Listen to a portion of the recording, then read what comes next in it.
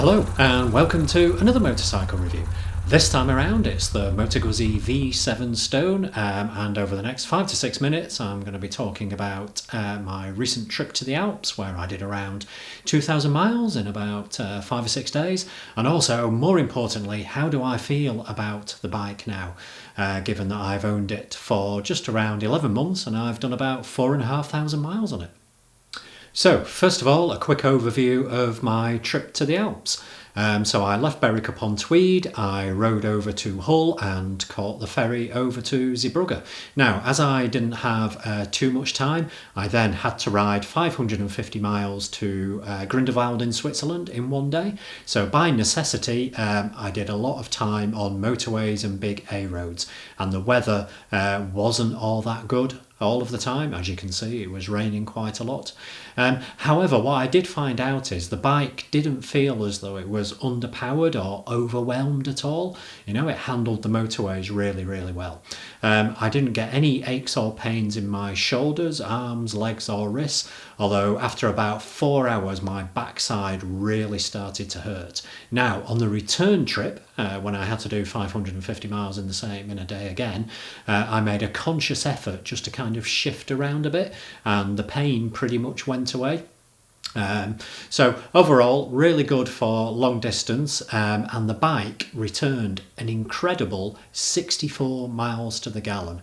So I was getting about 300 miles to the tank, even though the fuel light, the fuel warning indicator, seemed to come on all the time at about 200, 220 miles. But even when that happens, you know, you've still got loads and loads of fuel left. So a really great little touring bike for doing those long distances. Now, once in the mountains, everything was good. It's such an easy and light steering bike that the main mountain passes are an absolute doddle to ride. Ease of use is also increased by the fact that it's not a very powerful bike, so you know it's virtually impossible to get yourself into trouble. And given that fact, you just have to accept a bit of a slower pace and enjoy the ride and enjoy the scenery. Where the bike really excels though is in the road less travelled. Meaning small bumpy stuff where speeds rarely rise above 40 miles an hour. Here the bike is in its absolute element. It kind of gently chuffs away underneath you, rolling through the bends in a relaxed manner, and it just kind of allows you to soak up the vibe of the place. You do still have to watch out for bumps though, because the crude suspension does rock you about a little bit. Other slight annoyances are the side stand, which while it works okay, operating it is a bit like trying to unfold a rusty prosthetic leg, like trying to unfold somebody else's rusty prosthetic leg with your own prosthetic leg. Other places where the bike works really well are exploring towns and cities. Now normally I'd avoid this when on a bike holiday, but the Guzzi just makes it fun, and you know all the passers-by seem to really like it. I think if I had a week off again, then I would definitely go for something slightly less ambitious in terms of miles per day. I think the ideal for the Guzzi is about 100 to 150 miles per day, taking it easy, riding slowly through little B roads and little C roads, stopping off at little villages and just enjoying the ride. Having said that though, really don't be put off by big distances on such a little bike. It can do it. It's mostly pretty comfortable apart from the backside, and you know you're getting great fuel economy and a fabulous range of over 300 miles. So definitely don't be put off. It's a little bike, but it's got a big heart.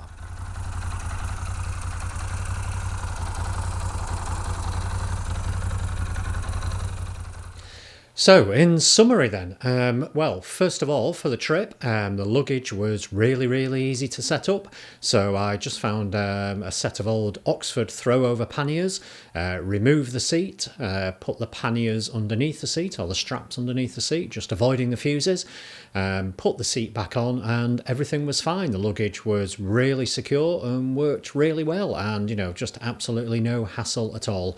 Didn't have to worry about bungee straps, although I must admit at one point I was tempted to get an old Rickman top box, you know, like a nice white one. Anyway, but I didn't do that. So yeah, the luggage was really, really good. As you can see, the finish of the bike is standing up really, really well. Doesn't really seem to be any scratches. There's no real corrosion anywhere. Obviously, the barrels are getting a little bit grubby because it's a bit difficult to get in there and clean it. But overall, finish is looking really, really good. Okay, the tyres. Well, I took the Pirellis off because they were really bad at white lining. You know, they felt really skittish when going over white lines and cat's eyes and things. So now I've got Bridgestone 45s on, and they were absolutely spot on during the trip. No problems with white lining, felt really, really stable and really grippy and pretty good in the wet. And as you can see, I reckon I've probably got about another 2,000 miles on them. So all in all, I reckon the rear would do around 4,500 to 5,000 miles before needing replacing. And the front, I don't know, probably about the same or maybe a little bit longer. So yeah, Bridgestone BT 45s, highly recommended. So, in the last 11 months and around 5,000 miles, absolutely nothing has gone wrong. One of the mirrors unscrewed itself, but you know, that's the kind of thing that happens.